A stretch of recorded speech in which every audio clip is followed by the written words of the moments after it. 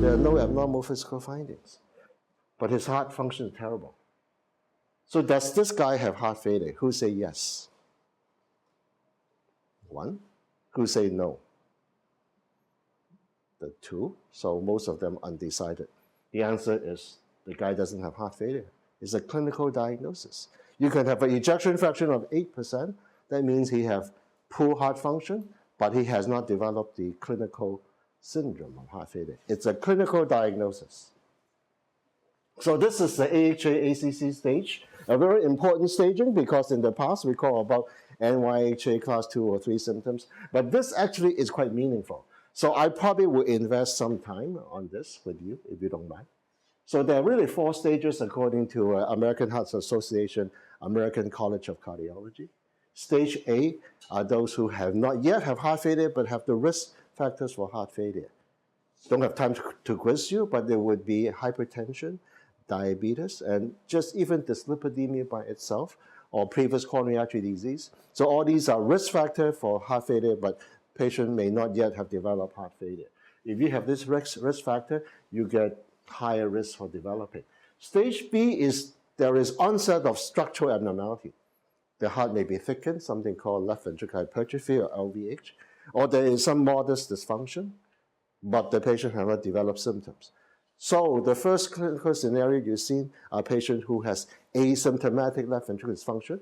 So even though it's called ACC stage of heart failure, it's actually progression to heart failure.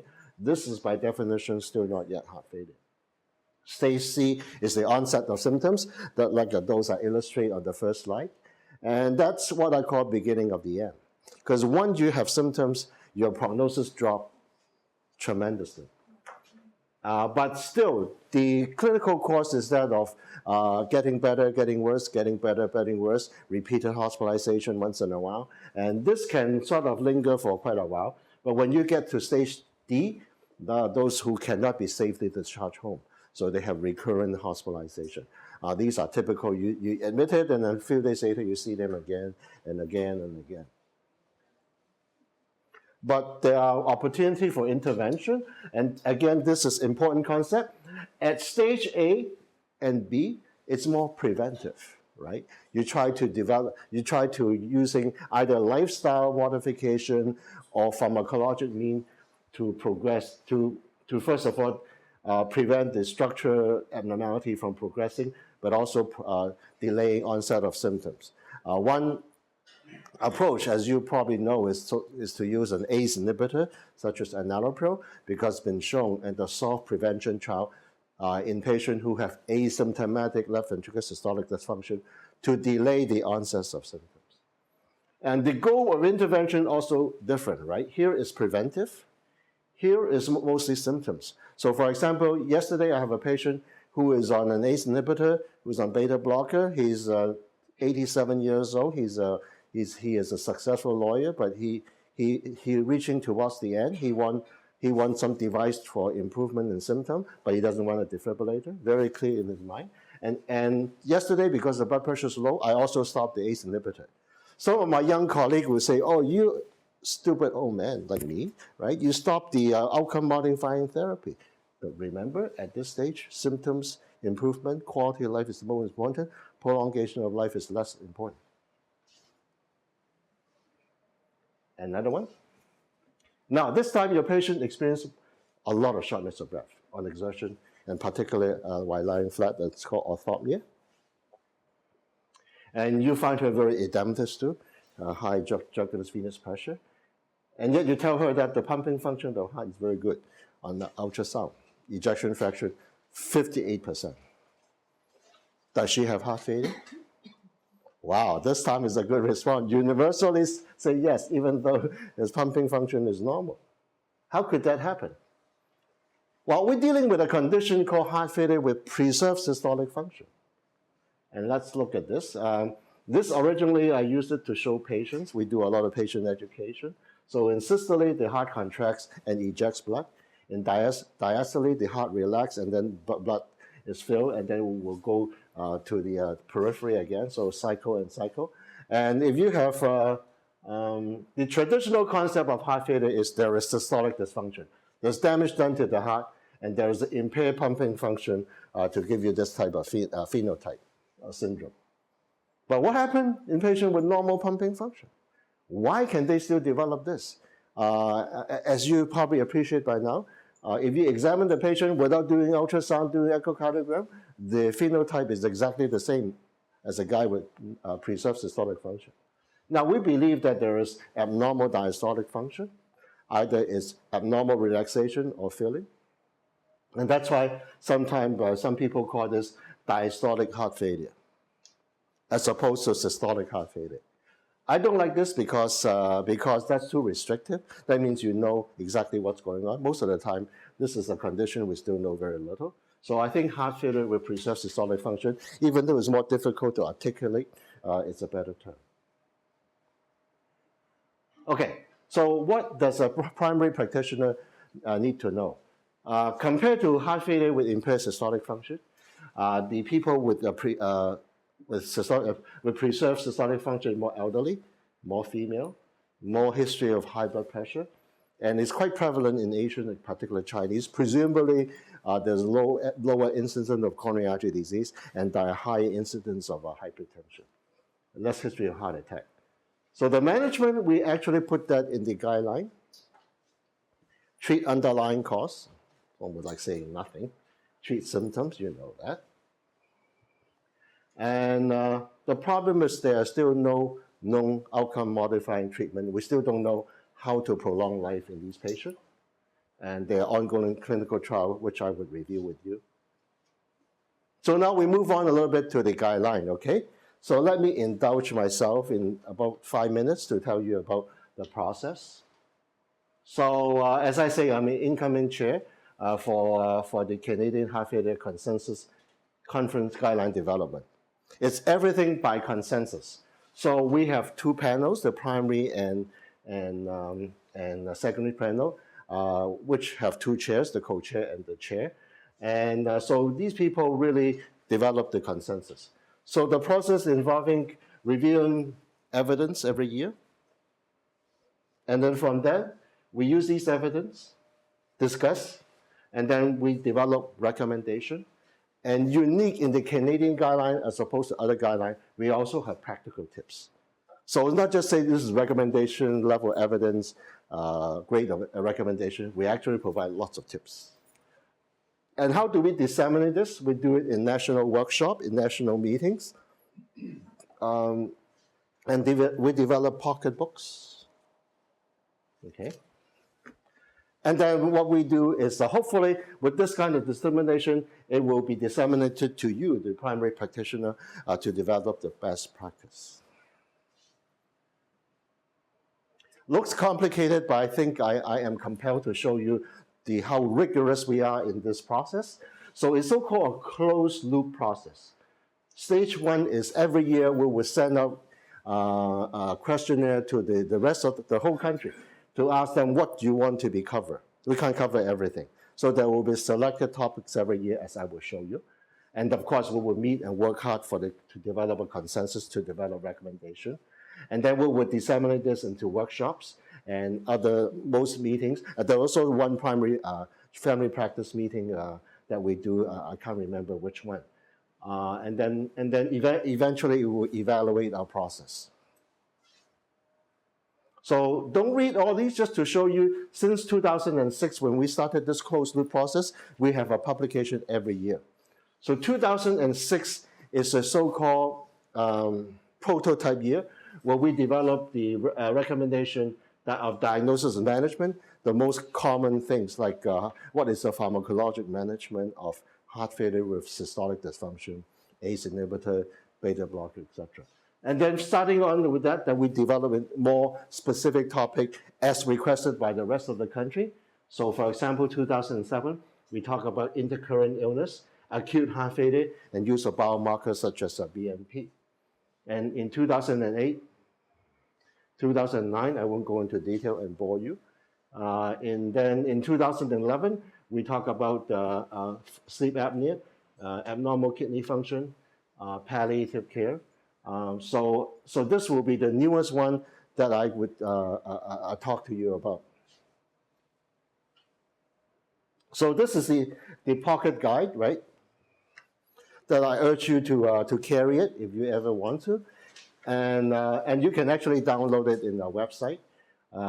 There is lots of tools you can use. CCS slide kits, so it's common things about heart failure, acute heart failure, if you work in the emergency department. I guess most of you are pretty seasoned that you don't go to emergency anymore, but still a lot of these things are quite useful. The problem is they always use young people on the website, which bothers me a lot. I mean, not everybody is so good looking. So this is just an example of a treatment of acute heart failure that you will see in this, given you an algorithm. But this is for acute heart failure. It looks scary, but there's also algorithm for more ambulatory type of patient. And I've been pushing Dr. Chow to help us to develop apps. So this will be hopefully very soon the heart failure guideline apps in both the platform for BlackBerry, iPad, and iPhone. Okay, let's go to the two objectives: latest guideline and how it applies to practice. And first, let's look at one aspect, and that's pharmacologic treatment. Another scenario: 61-year-old female, previous heart attack, stage C, so that means there is symptoms, but mild, okay? So NYHA 1 to 2, in case you don't remember, is quite mild symptom. 1 is actually asymptomatic. 2 is very mild symptoms. 3 is more moderate symptom. So this lady is actually quite mild symptoms. And she has systolic dysfunction with a low ejection fraction of 29. She is on optimal dose of an ACE inhibitor, a beta blocker, with very rare use of diuretics because most of the time she's not symptomatic. Occasionally, if she has some ankle edema, she uses diuretic. And she has not been assessed for a device treatment. We'll talk about this a little bit. Device meaning is biventricular pacing, also called cardiac resynchronization therapy, or use of primary ICD, implantable cardio defibrillator. The reason is that this is getting so common, you cannot avoid knowing some of them. As a matter of fact, when I was asked to give a talk to, I like giving talk to primary care. I mean, I do a lot of to specialists. Primary care is particularly important because you have to package it in a very practical way. But so when I was asked to give talk to the family doctors in the same way, the first thing they request is, let's talk about device. Because I see this, everybody have device, we'll talk about device. I know nothing about it. And that's why I decided to talk about device. So please forgive me. So her blood pressure is 99/67, high risk 76. You can see the potassium 4.7. We use a lot of BNP. NT-proBNP 4,500, which is a bit elevated, but not really very high. So all these are meant to show you she enjoys stability. EKG have a left, that's important, have a left bundle band block, but a very wide QRS interval of 140 milliseconds. So my question for you is, this patient have no to mild symptoms of heart failure and low ejection fraction, therefore systolic dysfunction. Is she a candidate for angiotensin receptor blockade, aldosterone receptor blockade, or device treatment, which include giving an ICD and biventricular pacing, also called cardiac resynchronization, or having both? So who would give an angiotensin receptor blocker such as losartan, candesartan, valsartan, irbesartan? She was already on an ACE inhibitor, right? Right. So would you give on top of an ACE inhibitor? Mm-hmm. Why shake your head? I believe there's no evidence that it does any good. Mm-hmm. Very good. There is some, but it's weak evidence. There are 2 clinical trials called VALHAF and CHARM that actually support the use. And actually in the guideline a few years ago, we also support that. If you're symptomatic, you add that. But on the other hand, we do observe a lot of worsening of renal function.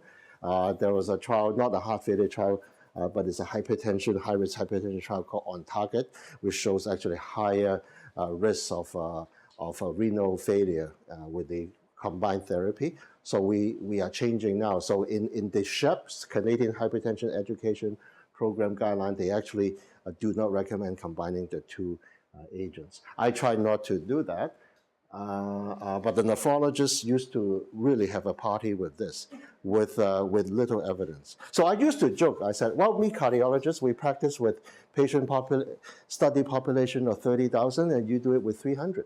Because they basically use some small trials, and then they think that this is real stuff, and then they've been combining the two agents for a long, long time. Are you going to give an aldosterone receptor blocker like spironolactone? 4.7, which is not an exclusion. But with mild symptoms, would you do that? Sorry? Well, very often, what do you mean by you need to or not, right? So you may need for symptoms, but you also need it for outcome improvement. And symptoms don't improve, they just don't die, right? So it's hard to know. So there is some uncertainty here, obviously. Who will give an ICD now? It may not be a fair question because you don't know all the data. Who would do CRT, which is biventricular pacing? I would refer her to you for that. Right. No, fair enough. But again, at least be aware of these terms. See, when I do this to medical residents, they all have an opinion, although they get it wrong. Okay, so up to 2006, and remember this is the first year of the closed loop process, and we were very comprehensive in the guideline. So we did give this kind of information or recommendation as just discussed. So ARB can be considered as an adjunctive therapy to ACE inhibitor when beta blockers are either contraindicated or not tolerated. So I think this came from a post hoc analysis of a trial. I won't bore you with that, and this is probably dated. Aldosterone receptor antagonism with spironolactone should be considered in patients with ejection fraction less than 30% and severe symptoms. And that is because of a couple of trials that I was about to show you. But just remember that up until recently, if you practice evidence-based medicine, you only use aldosterone receptor blockade for outcome improvement in patients who have systolic dysfunction but very severe symptoms. Maybe you haven't even gone through this stage, but this is the fact. So a bit of history just to wake you up in case you have postprandial dizziness here. So in 1950, actually at this then company called Searle, combined elements of progesterone and digitoxin and invented a class of compound called spirolactones. And actually in 1960, it's been shown that spironolactone actually improve myocardial infarction, reduce necrosis. Very interesting. So for some reason, the drug have been developed into a diuretic subsequently. But even in 1960, it's already known that by blocking aldosterone, you actually reduce myocardial necrosis. And in 1960, the drug was launched, and it's called aldactone. Nowadays, you can still get aldactone if you want, but it will be very hard to find. So in 1964, it was used to treat heart failure.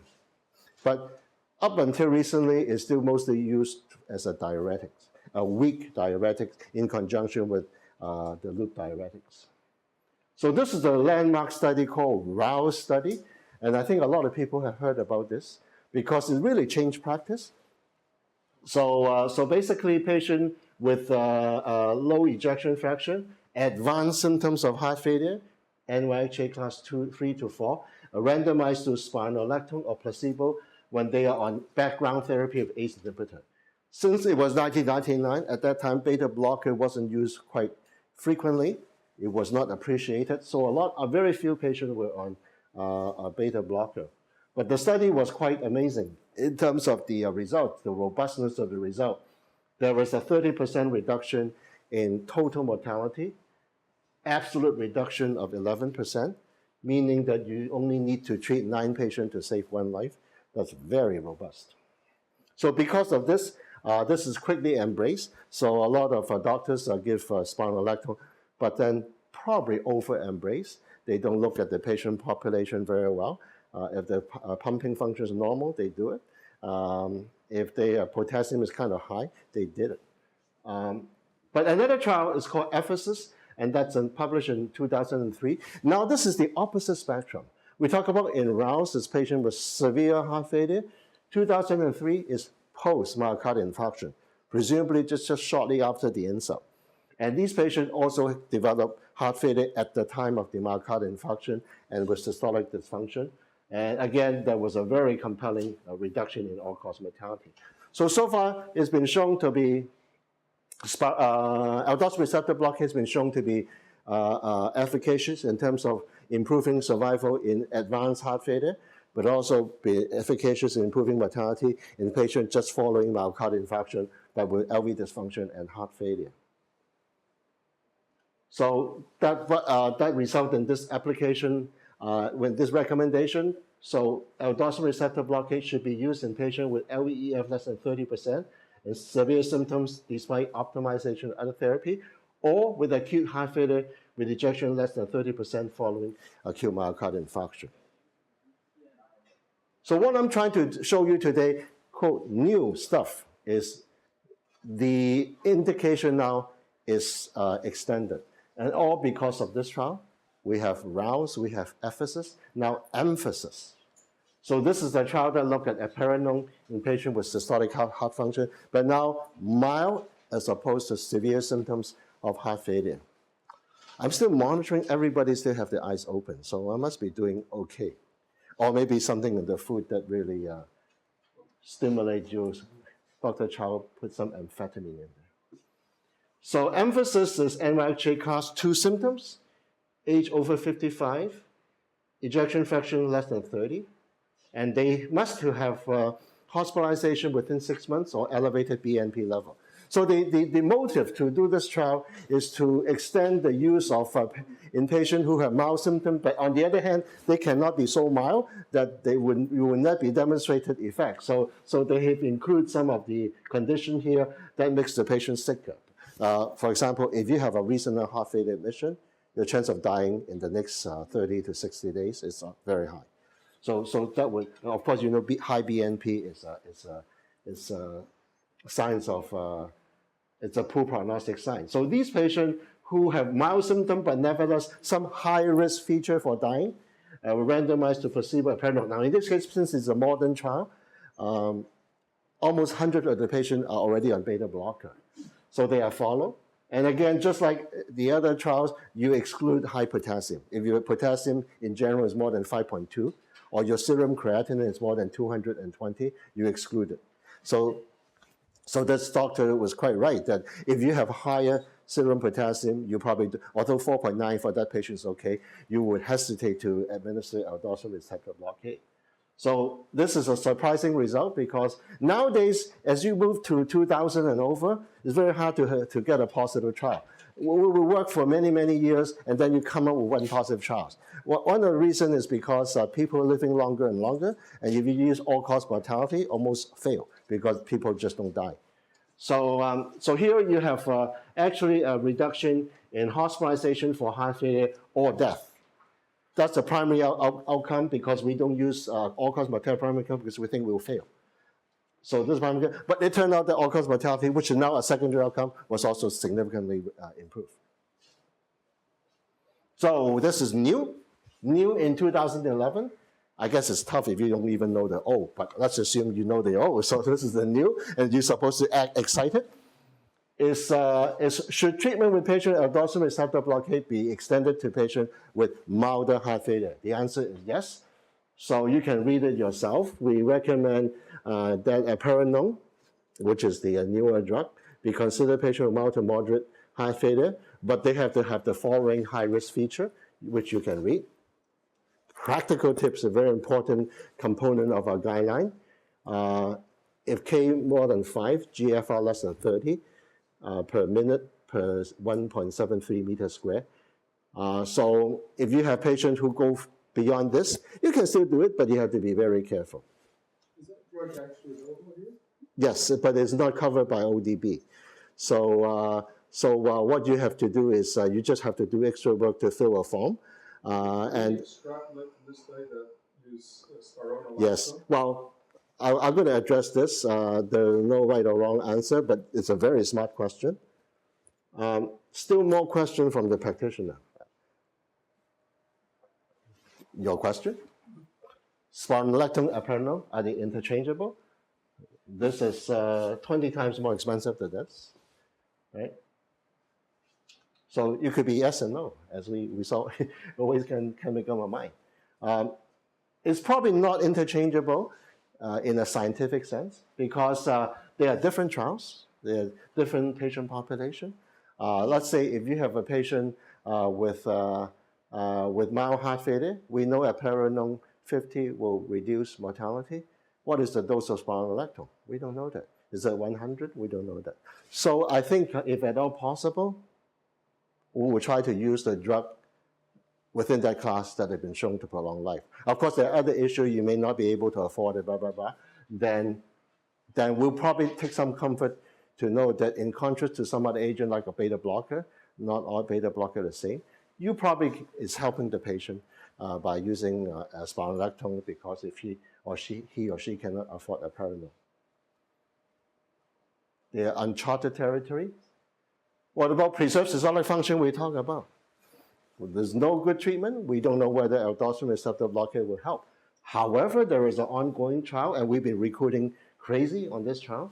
It's sponsored by the NIH, and basically these are patients who have preserved systolic function and yet heart failure, as I've shown you in clinical scenario number 2, ejection fraction over 55%.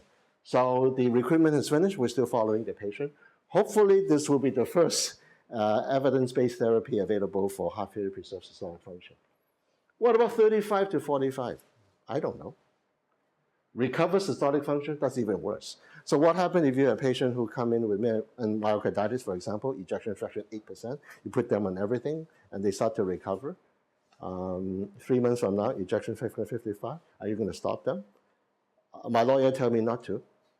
But do we have evidence? No. So before I die, I probably want to do an experiment to say randomize into discontinuation with some guts and find out. Asymptomatic left ventricular dysfunction, stage B. Still, besides ACE inhibitor and beta blocker, we don't have any other data. Definitely not aldosterone receptor blockade. So actually, a lot of people are very scared about this. And that's because there is a paper published by the Toronto, the ISIS in Sunnybrook up there. You know, they do a lot of stuff, but sometimes do it in a very, very quick and dirty way. So they scare a lot of people with use of spironolactone. But this is a really large study done in the UK. And actually in Scotland, they monitor the patient like crazy. So they have in primary care. So not like us, you know, the government is watching them, mostly because of financial issue. So you can see that this is the online release of rounds. You can see you have a quick increase in the number of prescriptions. And the blue line is for overall, and this is for hypertension, and this is for heart failure. Regardless of what way you look at it, there's still an increase. And the prescription per population, prescription rate, which is per 1,000 population, also increased. So it's not just a few guys that really got increased. But if you look at serum creatinine, that is the number of people who have serum creatinine more than 220 microgram per liter, there's no increase. And this is the measurement rate.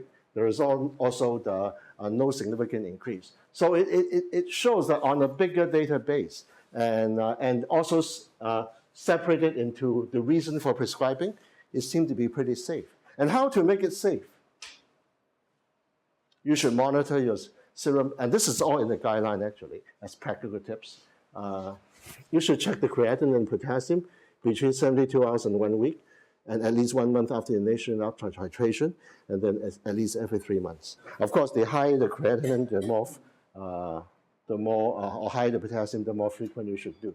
And this is a table of the dosage of eplerenone versus spironolactone, which you can read in the pocketbook. So a few words about device. I know it's confusing, but I don't have that many slides, and hopefully you agree. One of the reasons... One question before you leave that. So say, now during that whole talk, you never talked about diuretics at all. Yeah. So loop diuretics. Yeah. That's not part of the picture anymore? No. It's, diuretics are used to treat symptoms, right? So if you want to treat symptoms, the patient will still be on the diuretics. So you can keep your diuretics. All right, and none of these people that you... No, these people could be on diuretics or could be not on diuretics. It depends on the symptoms. Yeah, but you probably don't need to change the diuretic. At this dose, the eplerenone probably doesn't give you much diuresis. The eplerenone and the spironolactone are used to protect the heart, not as a diuretic. So you probably don't need to change your diuretic. Diuretic is really a decision to make depending on the symptoms. So CRT is cardiac resynchronization therapy. This is the reason why. If you have heart failure and reduced systolic function, you have delayed ventricular activation. I used to have dynamic stuff, but usually in most talk it doesn't work. Maybe on an Apple platform it will work, but it almost never worked. That's why I didn't bring it. So you have delayed lateral wall contraction, disorganized ventricular contraction, and decreased pumping efficiency. The truth of the matter is, with this delayed ventricular activation, perhaps in part because of the dilated heart, and this organization of contraction lead to reduced pumping efficiency and actually increase in mortality. And basically what happened is, if you pace the left ventricle, actually technically in the coronary sinus, you actually restore the synchrony. And believe me, you would improve the pumping efficiency. And actually, subsequent trials have demonstrated improvement in survival.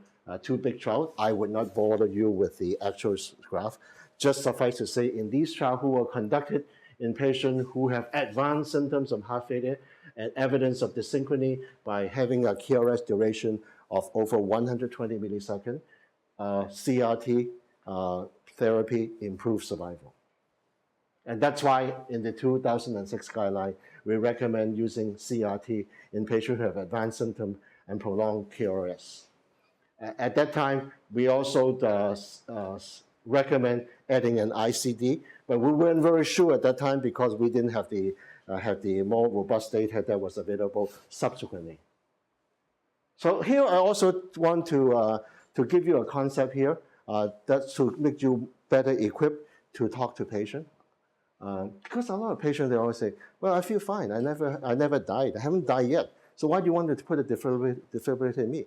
Most people will understand secondary prevention. That means if you die once or twice from sudden death, you probably want a defibrillator, right?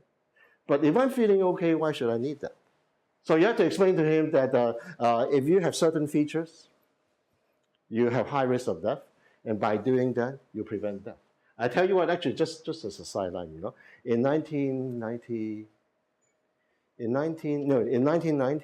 this is when these ICD was still made, the FDA said, in order for us to pay for this, you have to die twice. One death, you cannot get it. We have sort of evolved significantly. So this trial is actually one and only trial that demonstrates that just the ICD itself actually improves survival. And this trial basically does demonstrate, compared to placebo, ICD is better than placebo or treating amiodarone. In patients with heart failure, mostly mild to moderate symptom, but reduced ejection fraction. So this is the ICD treatment guideline. Just reiterating, articulating what I've just told you, is you have to have some symptoms, you have to have low ejection fraction. Or another trial called MEDIT also demonstrates if you have a remote myocardial infarction with low ejection fraction, you will also benefit. And this is for primary device treatment. So 2006 recommendation, I won't bore you with. So up until now, again, to talk about something new today, even though it's device, which making you confused, there are some new observations that are very important. Two trials have just been published. MEDIT CRT mostly in the US, RAF in Canada. These are patients now with also prolonged QRS and therefore abnormal synchronization or dysynchronization, but they have mild symptoms. So in contrast to the previous studies, they only have NYHA class 2 symptoms. But even with that, you can see in both trials, there is an improvement in the primary outcome, which is mostly death and hospitalization for heart failure. So because of this, we now revise this again. This is probably more technical. Is that if you look at the subgroup within these patients, both RAF and med-CRT, by coincidence, only those who have wider QRS than 150, that means you look at the EKG is very wide, they benefit from a mortality point of view. And this is just a pool analysis, like looking at all the trials now. There is no doubt that even mild symptoms patient would derive benefit from device treatment. So this is new. I hope you get excited. And this is regarding CRT. So we recommend you a CRT in combination for the ICD in patients who have NIH class 2 symptoms, as opposed to 3 and 4, if they have a QRS duration of more than 150. And there's some practical tips to go along with it. Every patient should be individualized. If they have a QRS duration of 140, and yet they have other high-risk features like high BNP, you probably should still consider referring them to me or to EP for device treatment. So again, I would repeat, this would be, you would be seeing this in your practice and think about this. Who would benefit from ICD?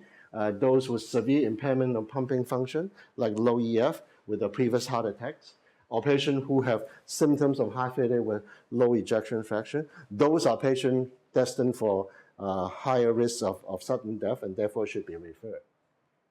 But there are drawbacks, and this is philosophical but important. Patients have inappropriate shock. They may get a shock without having fibrillation. Lead malfunction, fidalis lead you read about in papers, anxiety, depression, end of life considerations. Have to talk to the patient first to see what the first philosophy is. Occasionally, we put a defibrillator, but we deprogram it off so the patient can die properly. And need for patient-oriented clinical research. Okay, finally, just to self myself here, we do a lot of clinical trial. So to provide evidence, we need clinical trials.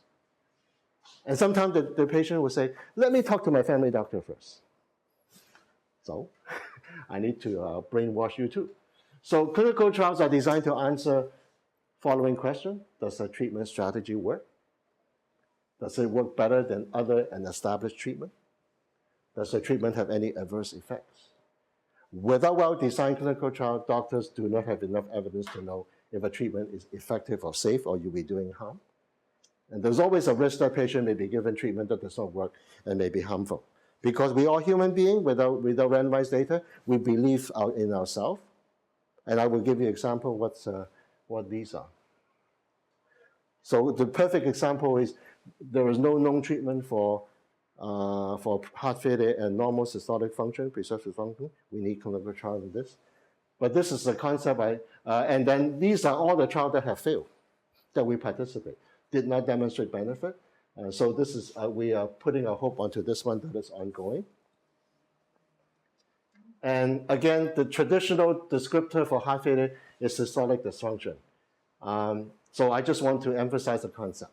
Right, I like this. So if you have systolic dysfunction, you have impaired pumping function, you have reduced contractile function, what will make you live longer? By increasing contractility, that should make you live longer or feel better, right? Here's come to the last slide, what I call a tale of two classes of agent that modulate pumping function. We've been painfully participating in some of these trials. See, trials that increase contractility include dobutamine, Nironol, enoxaparin, ganaxolone, and drugs that reduce contractility, like the beta blocker, carvedilol, and bisoprolol that now used every day. When Salim Youssef, which is classified as one of the 10 best clinician scientists, conceived the idea of beta blockade, he was heavily criticized by his peer because these are negative inotrope, you make the patient worse. Do you want to kill your patient? But here's what history shows us, that these agents, while they produce hemodynamic benefit, invariably shorten survival. On the other hand, these drugs you use every day because you believe you prolong survival. Now, I won't go into the mechanism, I wouldn't bore you, but this will emphasize the importance of having random clinical trials. So in 50 minutes, I hope I have achieved my objective tonight. to review with you some of the common scenario, perhaps not the device, but I can't get away not without talking this, and discuss some of the latest guideline from the 2011 guideline and how you can apply this to your practice. I hope I didn't bore you too long. Thank you.